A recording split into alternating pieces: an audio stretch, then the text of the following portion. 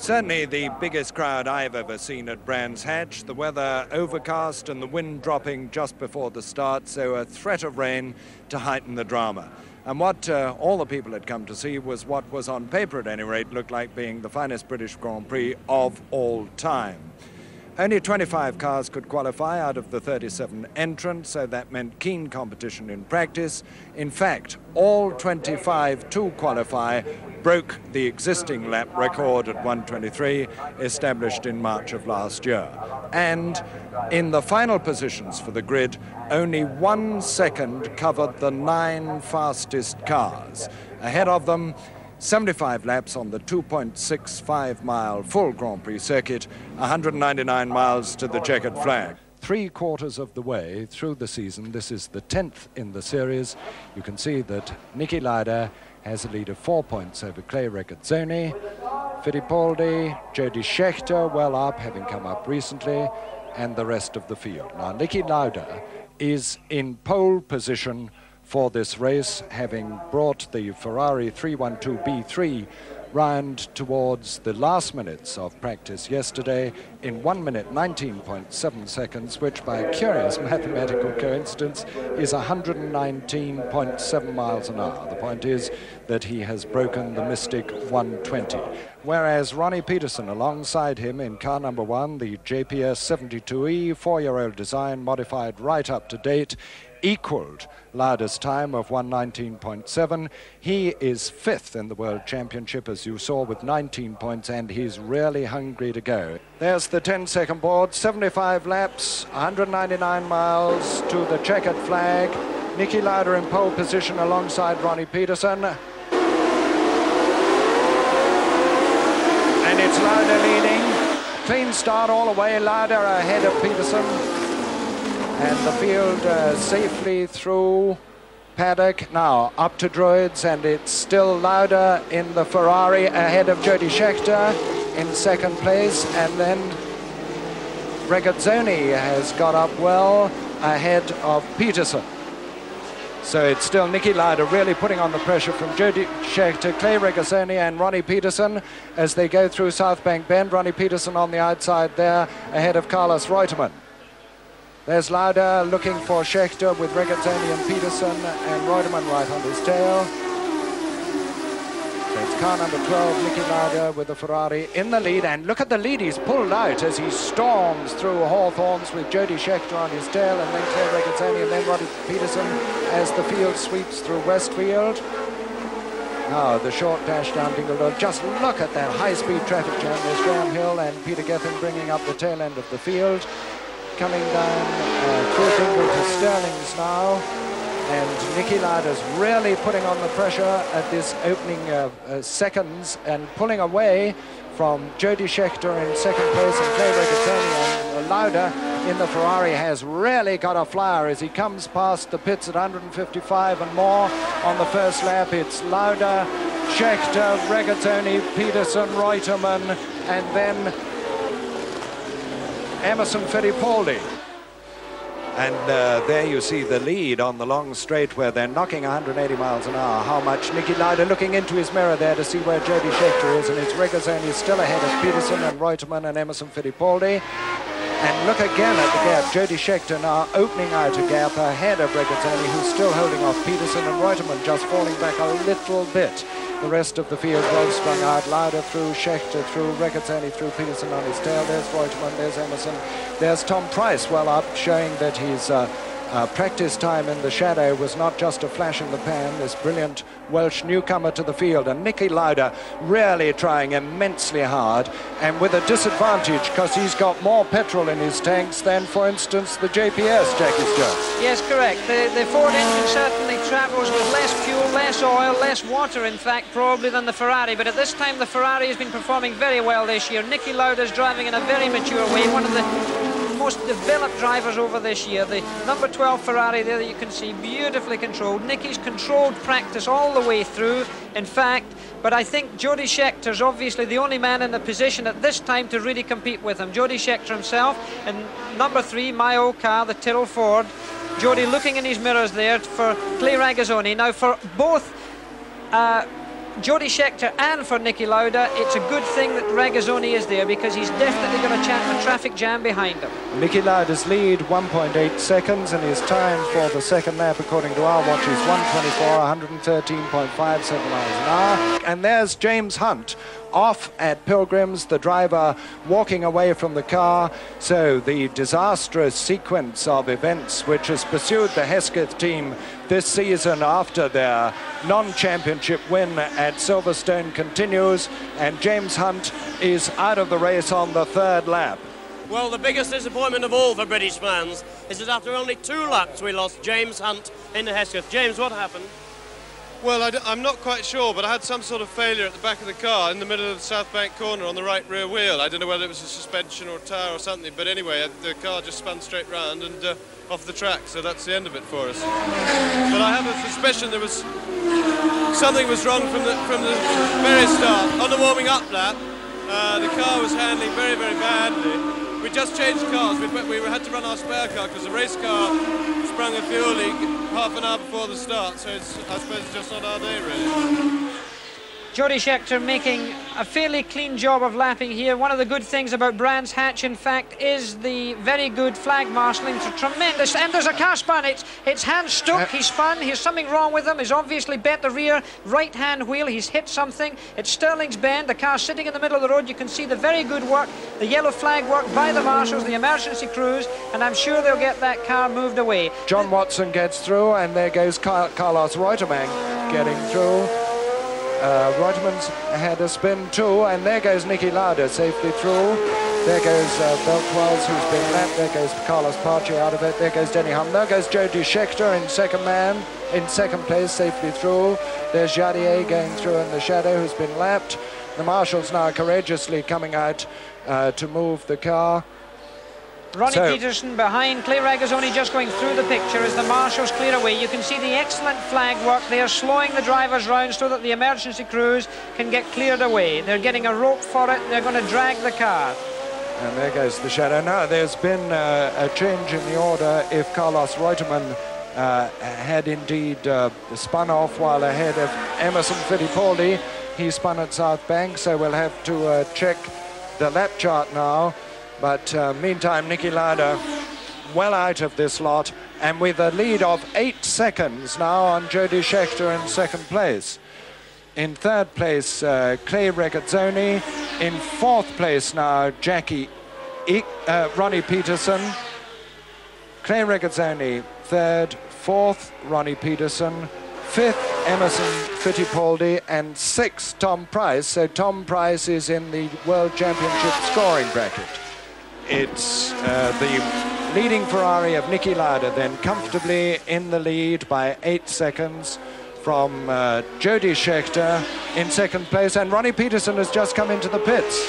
Now this is a very significant thing for the World Championship and obviously this race. Without Ronnie Peterson in that, there's a lot of pressure off of Clay Regazzoni, and this is an excellent thing for the World Championship as far as Ferrari are concerned, as well as for Niki Lauda himself and of course Clay Regazzoni. Obviously some despair down there. But nevertheless, terribly bad luck on Ronnie Peterson. It's Regazzoni, he's Clay Regazzoni in the pits, and he's got a puncture as well. They're changing a front right-hand wheel. Now I'm sure it's something to do with the debris. That's 2 cars being in the pits in a matter of minutes. Migo's aerofoil has fallen off, you can see this. He's being black flag because the aerofoil is of course a very dangerous situation. That could fly off, hit any marshal, even spectators, apart from leaving debris on the racetrack itself. Migo's BRM, obviously some sort of structural failure in the aerofoil. He's still going quickly. Of course, the car is unstable now. As he comes over the top at Pilgrims here, you'll see him in a few moments. He's looking in his mirror. He surely must have felt it. In this case, he should really slow down and stay off the main groove on the track. But he's going pretty quickly there, Jackie. I'm afraid Migo's a little insensitive at times to more than just his racing car, because this is no way. Look at it flashing around there. This could really cause an accident. Why doesn't he slow down? He could have himself off the road. He could leave that aerofoil in the middle of the track and be hit by a fellow competitor that could seriously damage a car, and of course the life of a driver is always in danger in a case like that. Meantime, he has been given the black flag with his number, which means that you come into the pits, and there's the leader coming out of Sterling's. There's Regazzoni going through Sterling's. There's Reutemann. So it's only about the length of the pit straight, really, between the two cars.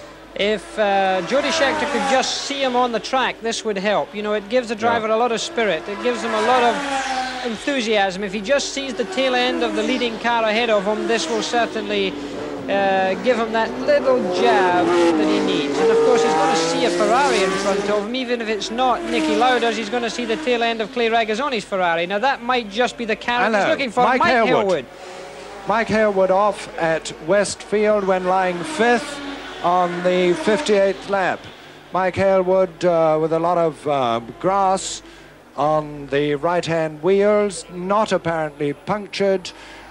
Would you think an engine failure here? He's back in the car, he's trying to start the car. I don't know whether he's spun going around Westfield or what's happened. He's gone up the inside of the racetrack because he's got grass on each side of the car. It seems peculiar that he's trying to start the car, but of course an engine, when it's very hot, a racing engine, is difficult to restart. This is not an easy thing. You can see the marshals there with their fire equipment on the left-hand side of your picture, properly dressed in the case of an emergency, their helmets and their fireproof overalls. Mike Hailwood is not getting his engine restarted. And you can see the heat rising off the engine of the McLaren M23. Very bad luck on Mike Hailwood. Very, very bad luck. Lying 5th and going well in the hunt for points.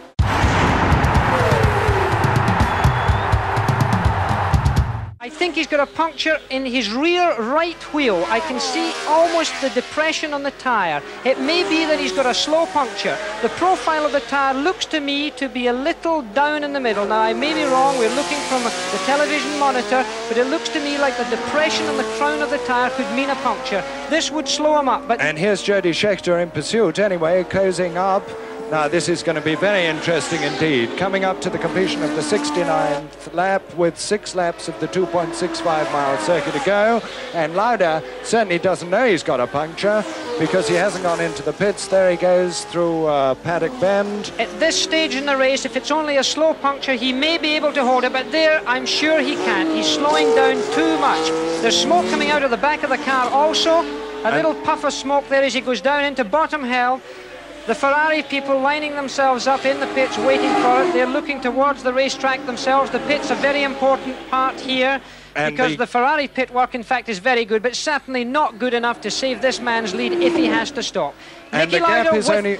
My goodness, with Jody Scheckter right behind him now. Right on his tail. Look, there you see the two cars. There's first and second place as they come up to 70 laps with 5 laps to go. Now, there's Jody Scheckter in the blue Tyrrell, raising his finger to Niki Lauda ahead of him in the red Ferrari number 12. Here's a turn up for the book. Niki Lauda, who's dominated this race, but Jody Scheckter, who's really fought manfully to keep in touch and now knows exactly what the situation is, and that tyre is done. He's going to pass him now. He'll certainly pass him down. Niki Lauda is going to come into the pits, I'm sure. Jody Scheckter, and he hasn't let him through. He hasn't gone across. He hasn't gone across. There he goes now on the outside coming into clearways. It's Jody Scheckter taking the lead with the Tyrrell at the 71st lap with 4 laps to go. The young South African Jackie Stewart's replacement in the Tyrrell team lives up to Ken Tyrrell's confidence in him and takes the lead from the Ferrari. Now, the big question is, will Niki Lauda have to come into the pits with a puncture if that is the case, or is he going to soldier on in the hope of finishing?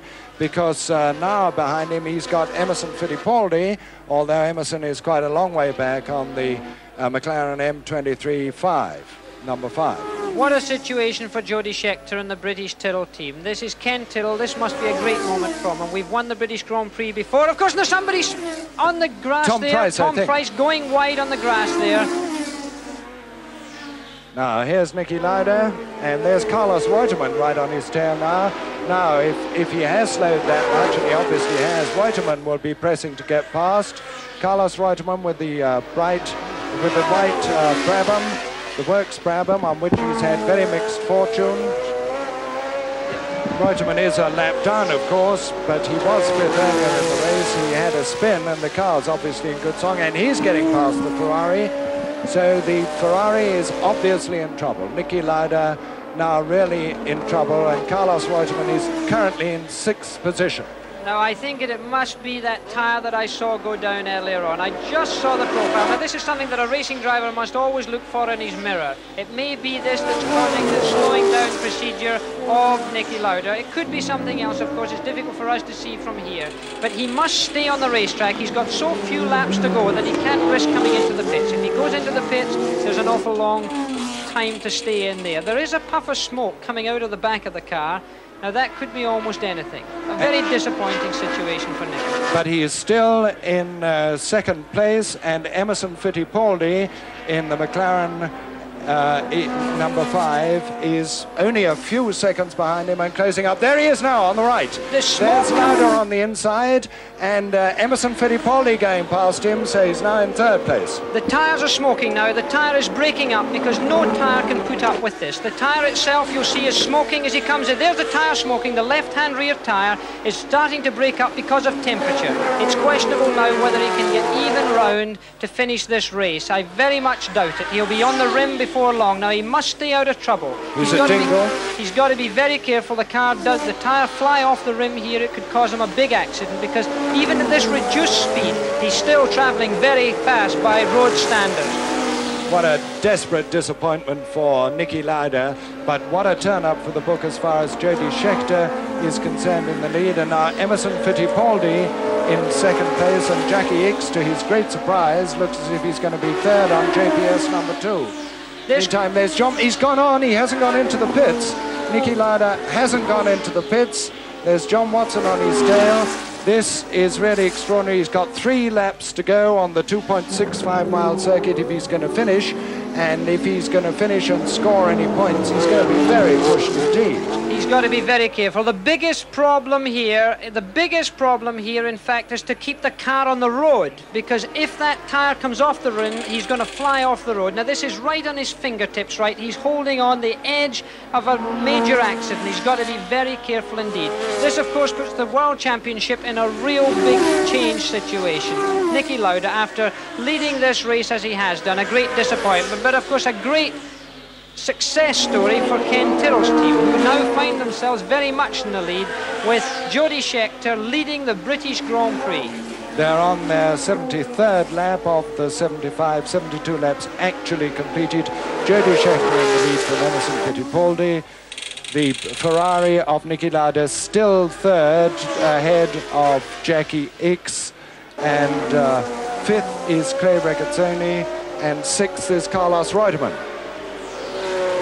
There can be hardly any air left in this tyre. There's only around 15 or 18 pounds per square inch at the beginning of the race when the tyre is fully inflated. You'll see the tyre flexing because really there's no pressure in it. I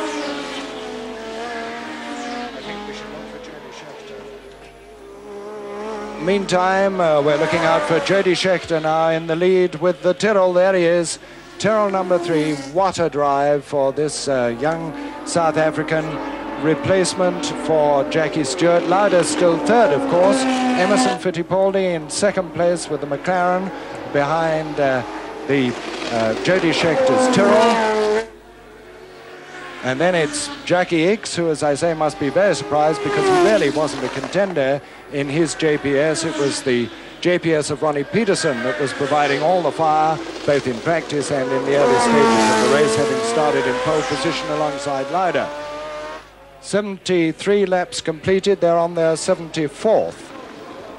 And now Jody Scheckter reeling off the mileage. And here's Lauda coming up to Hawthorns with the tyre, the right-hand rear tyre, shredding off now. It's stopping, the tyre's stopping as it goes round there. You can see the tyre's beginning to slip on the rim itself sometimes. He's going very slowly. He's going to wreck the rear suspension in this condition. It's going to ruin the car. The car's going to break. The rear suspension itself, of course, in the Ferrari is pretty strong, but that tyre is finished. It was a very difficult decision for a driver to make under these circumstances. He either makes the decision to keep going or to come into the pits. And you can see bits and pieces flying off of that tyre. Very soon it'll be on the rim, and then surely he will not be able to go much further. Meantime, Jody Scheckter is on his last lap in the lead as the Ferrari limps painfully on. It's Jody Scheckter.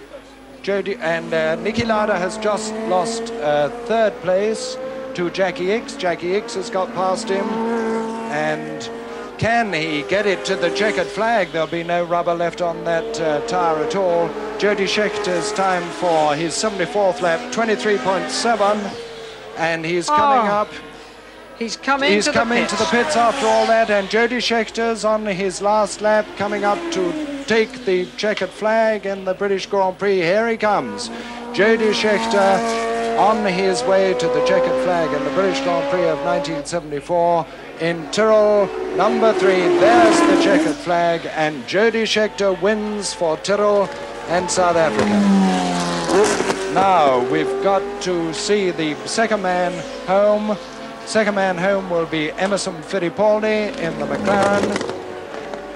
There's Jody Scheckter on his lap of honour. Now Emerson Fittipaldi has taken the checkered flag in second place. Third will be Jackie Ickx, fourth Clay Regazzoni in the Ferrari, and fifth Carlos Reutemann in the Brabham, and sixth will be Denny Hulme on the McLaren M23. Well, Niki Lauda, while the cheering the man who won the race with what? Just a minute and a little while to go, you lost it. What exactly happened? I just got a puncture in the right rear wheel 20 laps before the end, and the air just disappeared slowly, and that was it. You couldn't do anything about it. We were standing in your pit watching the signals. They were going to bring you in, then they weren't. You just had to come in at that moment, did you? No, I just tried to carry on, you know, because I thought I lose more time when I'm in the pits. But at the end, just the tire, because there was no air in it, it just exploded, and I had to stop. Niki, this really did look as if it was going to be the first Ferrari win since, what, Von Trips in '61. How do you feel now? Well, I'm very sad, but I can't help it, and what can I do in the moment? I can't do anything. The car was going perfect, we had absolutely no problems. So I just did what I could do, and I failed.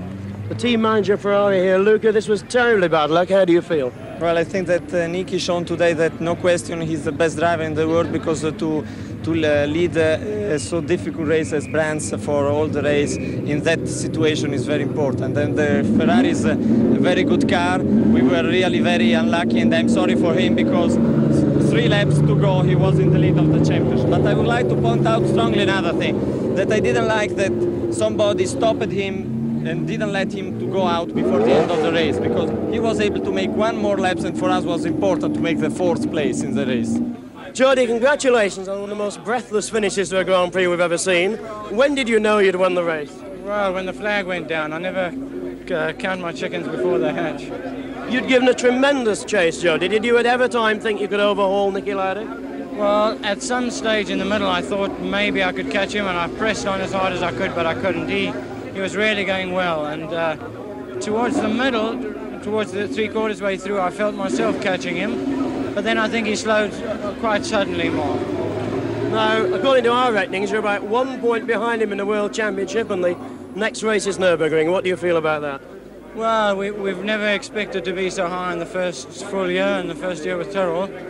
We're very pleased, and things seem to be going our way, although at the beginning of practice we had a lot of things going wrong, and we thought it was going to be a bad weekend. Well, Jackie Stewart, who's been commentating for us today, said that when things go badly in practice, things go well in the race. He's a bit of a prophet as well, isn't he? Well, he said at the ELF conference that he thinks I'm not going to win. He thought Niki was going to win. He was nearly right, but that's the way it goes. Well, what they overlooked in the heat of the moment, and who can blame them, was that Emerson Fittipaldi, finishing in second place, neatly and surprisingly shot himself back into the lead of the World Championship table.